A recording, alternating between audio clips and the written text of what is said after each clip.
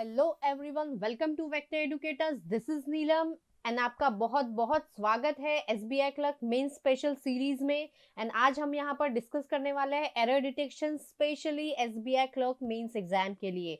So without further ado let's start our session. So here is your first question and as per the direction कहती है from the above options given below select the option which states the correct combination of incorrect and correct sentences। मतलब कि clearly हमें समझ में आ रहा है कि यहाँ पर चार ऑप्शंस दिए गए हैं 1, 2, 3 एंड 4। तो आपको ये सारे सेंटेंस पढ़ने पड़ेंगे, पढ़ के आपको डिसाइड करना पड़ेगा कि किन सेंटेंस में एरर है एंड कौन सा सेंटेंस एरर फ्री है एंड उसके अकॉर्डिंग फिर आपका आंसर होगा। अगर आपको लग रहा है कि 1 एंड 4 दोनों करेक्ट है तो आपका ऑप्शन ये हो जाएगा। अगर 1 एंड 2 करेक्ट है तो ऑप्शन नंबर ये हो जाएगा। अगर 2 एंड 3 करेक्ट है तो third option option number C आपका आंसर होगा। अगर आपको लग रहा है कि 1, 2 एंड 3 ये तीनों इनकरेक्ट है तो ऑप्शन नंबर डी हो जाएगा। एंड सारे के सारे अगर करेक्ट है तो ऑप्शन नंबर ई। तो पहले आपको पढ़ना है, सेंटेंसेस समझना है, एरर फाइंड करना है एंड उसके अकॉर्डिंग आपको आंसर मार्क करना है। तो देखिए क्या हो सकता है इस क्वेश्चन का आंसर।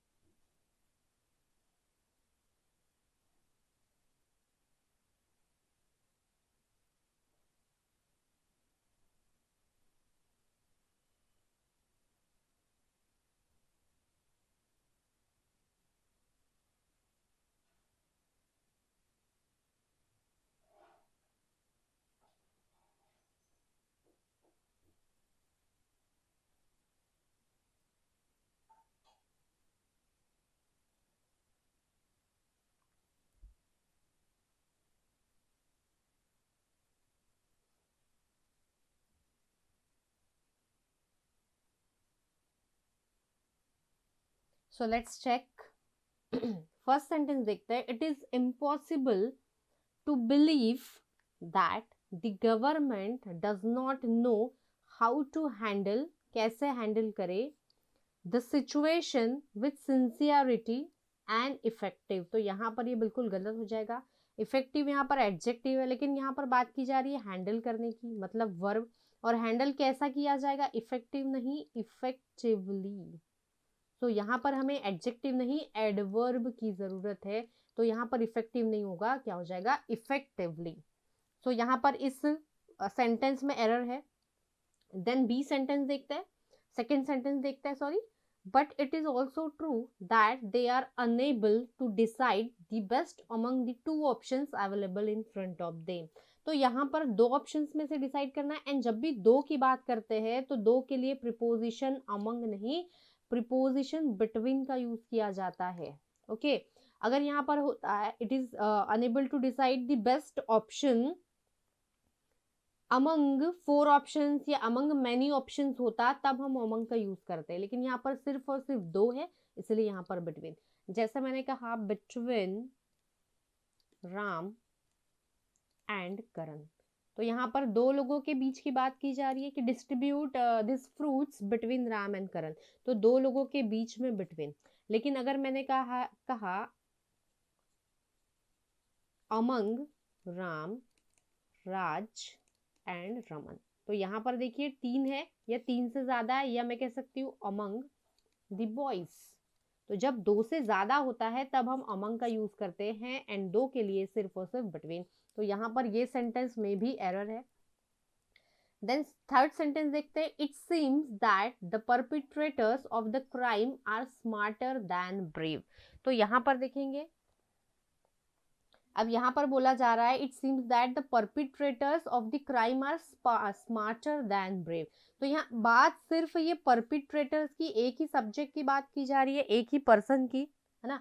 परपिट्रेटर की दो क्वालिटी कौन सी है परपिट्रेटर की? एक स्मार्ट होना एंड दूसरा ब्रेव। तो यहाँ पर जो स्ट्रक्चर होगा आर, यहाँ पर जो स्ट्रक्चर आता है वो होता है मोर प्लस एडजेक्टिव, देन उसके बाद देन प्लस अगेन दूसरा एडजेक्टिव। आई अगेन रिपीट, जब किसी एक पर्सन की या एक ही किसी मतलब दो क्वालिटीज किसी सेम ही पर्सन की जब बताई जाती है, तब जो फॉर्मेशन होता है ये वाला होता है। मोर आता है, देन एडजेक्टिव आता है, देन आता है, देन अगेन एडजेक्टिव आता है। तो यहाँ पर क्या हो जाएगा? स्मार्टर नहीं, यहाँ पर हो जाएगा more smart than brave. Okay और एक एग्जाम्पल देखते हैं यहाँ पर।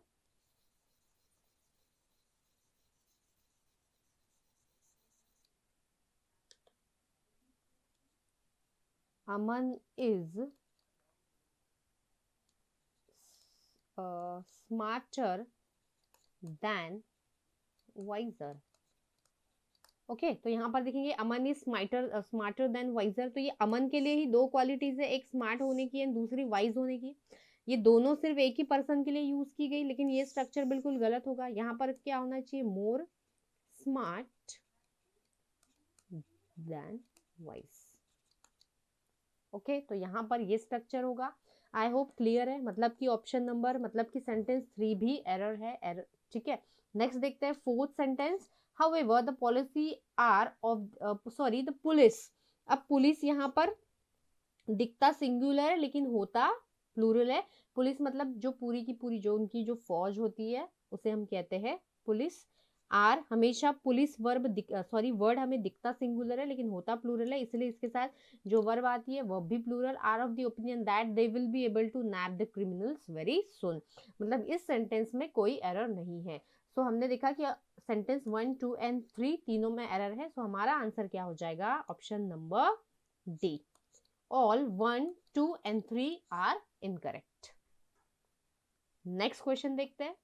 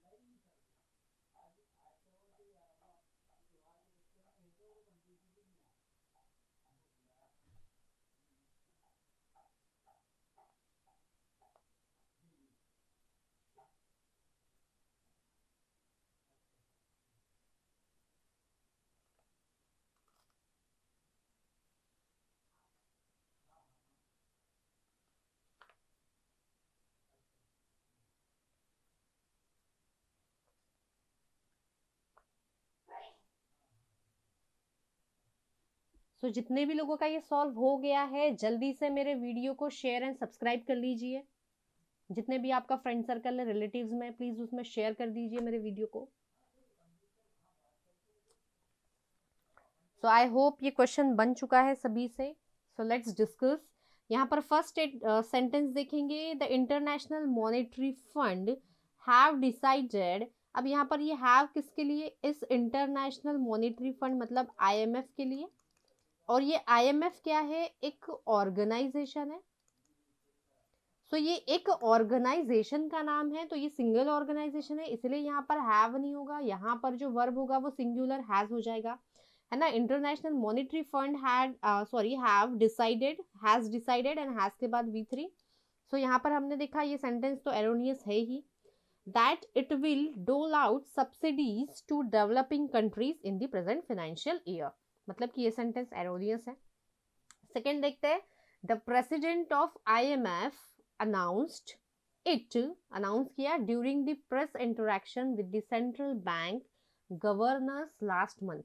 एंड यहाँ पर ये लास्ट मंथ आ गया, जब भी last month, last year, yesterday, ये ऐसा एडवर्ब है जो हमें पास्ट टाइम के बारे में बताता है। एंड पास्ट टाइम के बारे में अगर कोई एडवर्ब बताता है, अगर वो किसी सेंटेंस में आता है, मतलब कि वो जो सेंटेंस होगा वो सेंटेंस होता है सिंपल पास्ट में।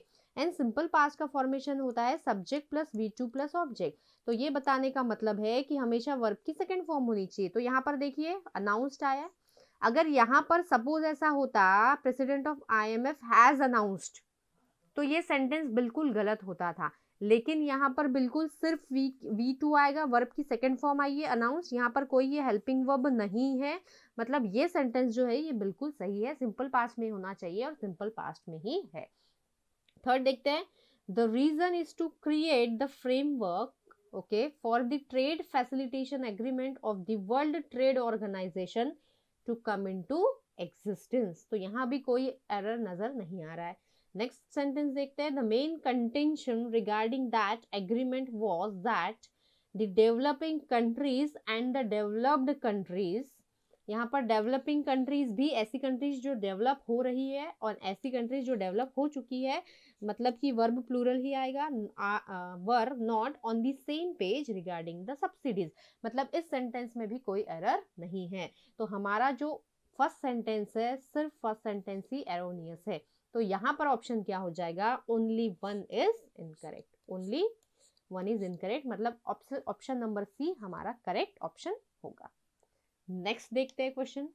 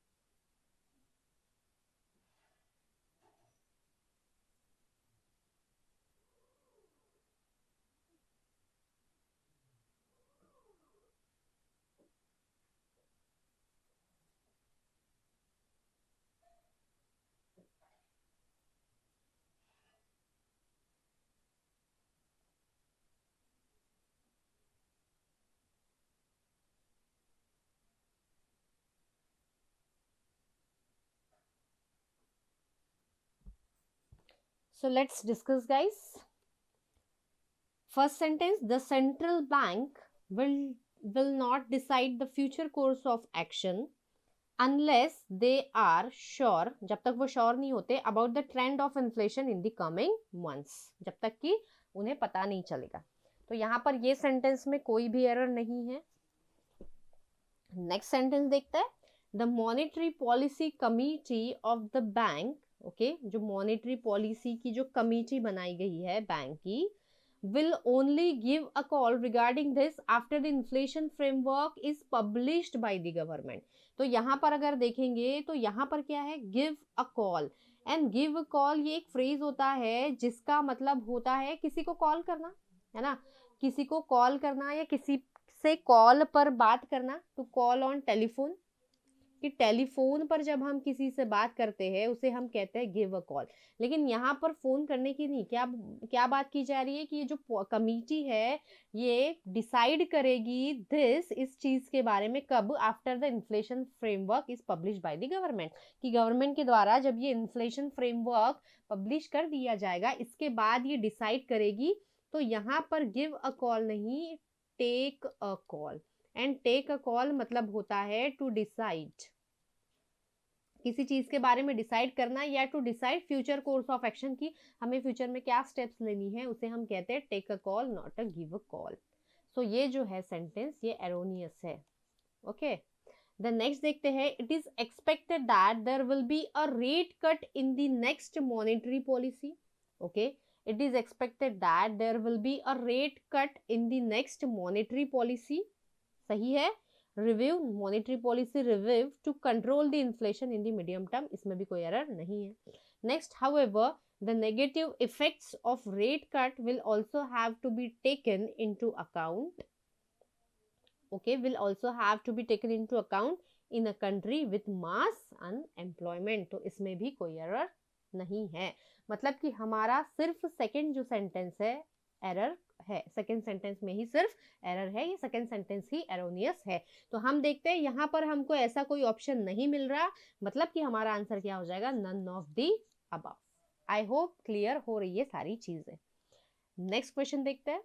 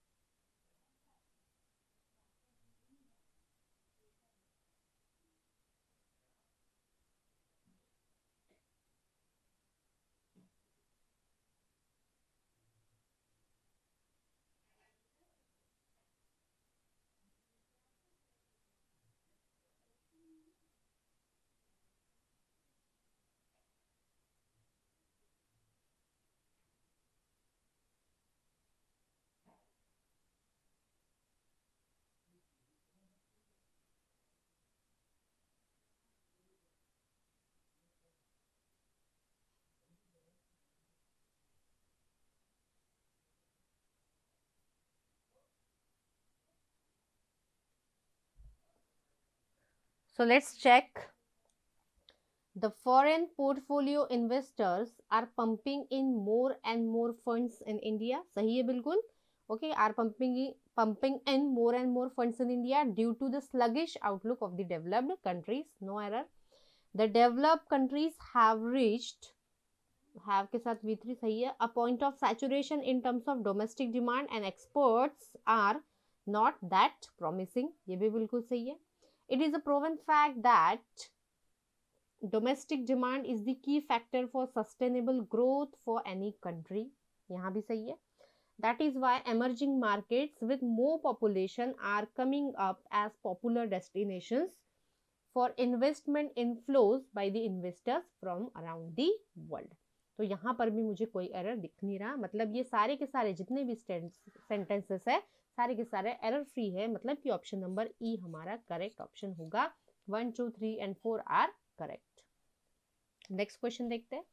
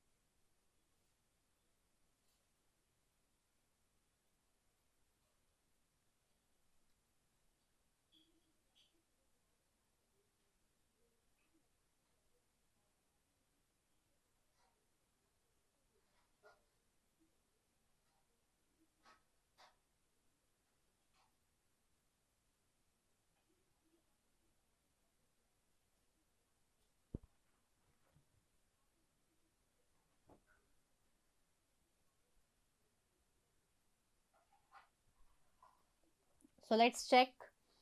First sentence, it was alleged that, इल्जाम लगाया गया था, that the police were prevented from to do their duties. Obviously error यहाँ पर है. ये जो फ्रॉम होता है, फ्रॉम के साथ हमेशा वर्ब की आईएनजी फ्रॉम आएगी. From eating, from doing, from sleeping, इस तरीके से. तो यहाँ पर डू का आईएनजी फॉर्म हो जाएगा from doing their duties.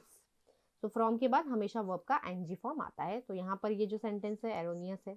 Second sentence देखते हैं. The public were so angry with the incident that, इतनी एंग्री थे कि they did not allow, did के साथ V1 बिल्कुल सही है, the police entering the crime scene. Okay, यहाँ कंटिन्यूअस फॉर्म की जरूरत ही नहीं है. उन्होंने अलाउ नहीं किया to enter the crime scene होगा. यहाँ पर आईएनजी फॉर्म नहीं आएगा to enter the crime scene, क्योंकि यहाँ पे वर्ब की जरूरत है, यहाँ पर ना कि जेरेंड की जरूरत है.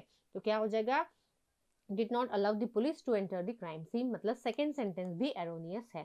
थर्ड चेक करते हैं. It is because of a series of such incident. सही है. A series of such incidents taking place in the same area in the last couple of months and the failure of the police to arrest the miscreants. तो यहाँ पर कोई error नहीं दिख रहा है. नेक्स्ट क्वेश्चन, नेक्स्ट सेंटेंस देखते हैं. The media is also giving constant pressure on the police to crack the case immediately. यहाँ पर भी कोई एरर नहीं है. मतलब कि सिर्फ और सिर्फ सेंटेंस फर्स्ट एंड सेकंड में एरर है. तो यहाँ पर क्या हो जाएगा हमारा सही option, option number E. 1 and 2 are incorrect. Next question देखते हैं.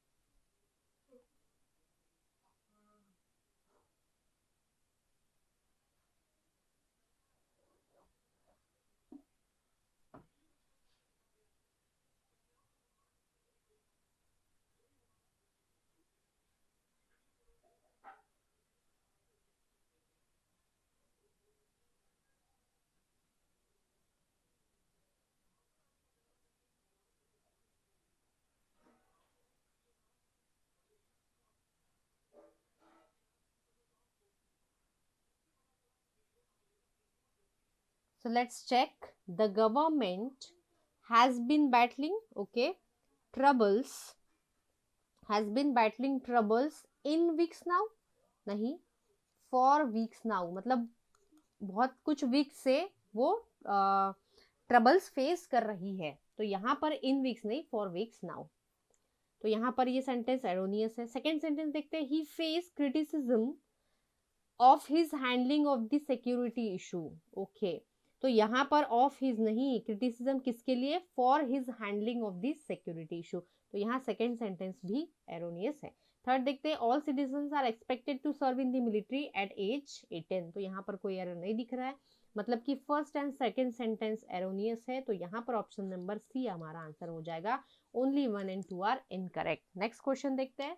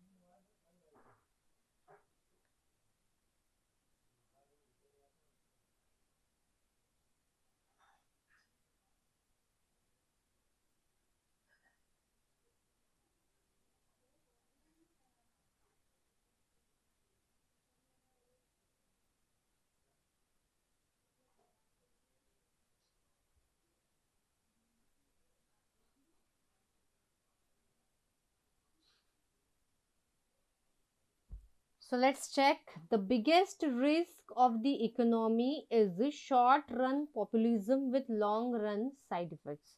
The biggest risk of नहीं होता, इकोनॉमी का नहीं, इकोनॉमी को, the biggest risk to the economy, okay, तो यहाँ पर फर्स्ट सेंटेंस इज एरोनियस।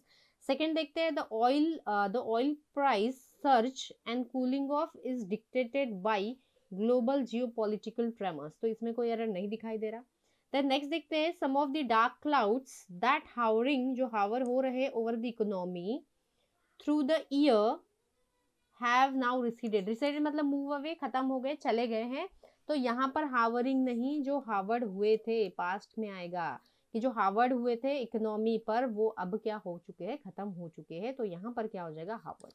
तो यहाँ हमारा थर्ड सेंटेंस भी एरोनियस है, तो यहाँ पर हमारा सही आंसर क्या हो जाएगा, 1 and 3 आर इनकरेक्ट, मतलब कि option number C.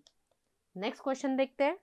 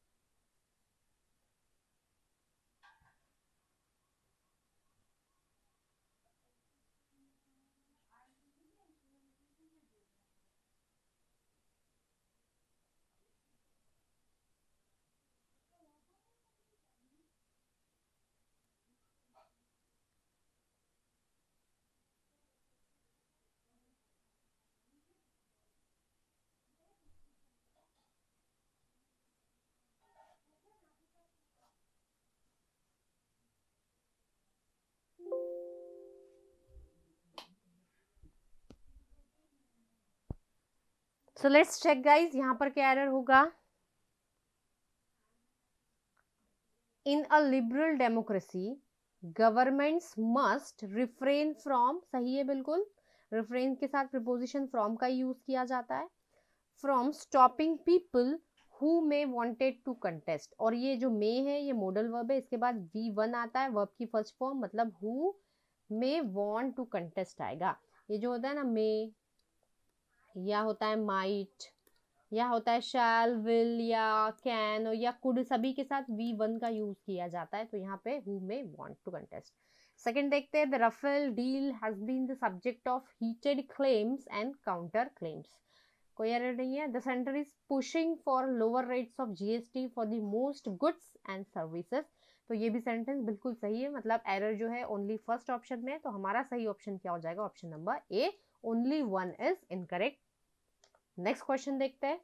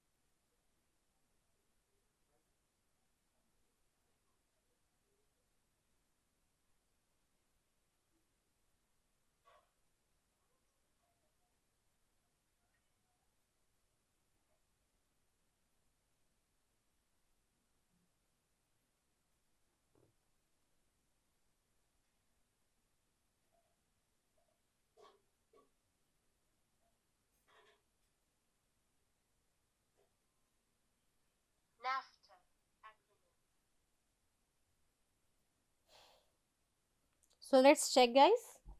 The NAFTA with the USA and Canada, USA के आगे आर्टिकल द का यूज किया जाता है, and Canada which took effect in 1994 has made Mexico the world's fourth biggest exporter of motor vehicles.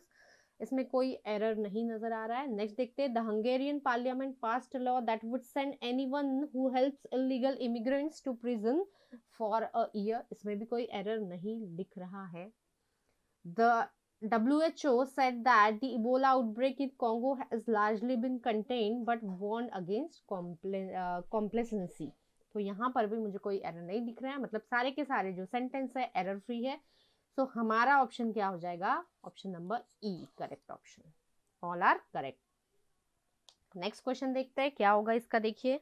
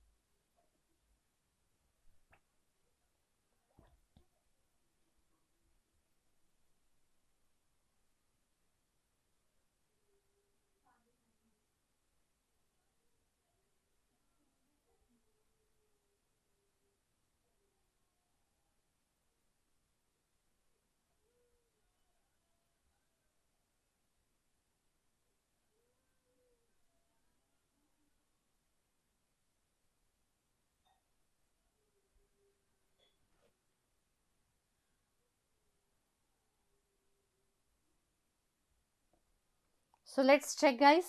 India is home to some of the worst mine disasters, but there is need to have the mining activity regulated. तो यहाँ पर क्या error होगा, India is home to some of the worst and mine disasters, but there is, तो but की यहाँ पर जरूरत ही नहीं है, यहाँ पर तो एंड आएगा, and there is need to have the mining activity regulated, तो यहाँ पर जो कंजंक्शन आएगा वो एंड होगा। सेकेंड सेंटेंस देखते हैं, statutory norms related to data protection is seen as essential to protect citizens from any breach of their informational privacy. तो यहाँ पर बात करेंगे, ये जो इज है वर्ब, इस इज वर्ब का जो सब्जेक्ट है ये नॉर्म्स है, एंड नॉर्म्स यहाँ पर प्लूरल है, तो सब्जेक्ट भी यहाँ पर प्लूरल होना चाहिए, तो यहाँ पर इज नहीं होगा, यहाँ पर हो जाएगा आर। आई होप क्लियर है। देन थर्ड देखेंगे, timely confirmation helps donor start on early treatment and take precautionary measures. तो यहाँ पर तो कोई एरर नहीं दिख रहा, मतलब कि 1 and 2 सेंटेंस जो है एरोनियस है, तो यहाँ हमारा आंसर क्या हो जाएगा, 1 and 2 are incorrect, option number C. So thank you very much guys.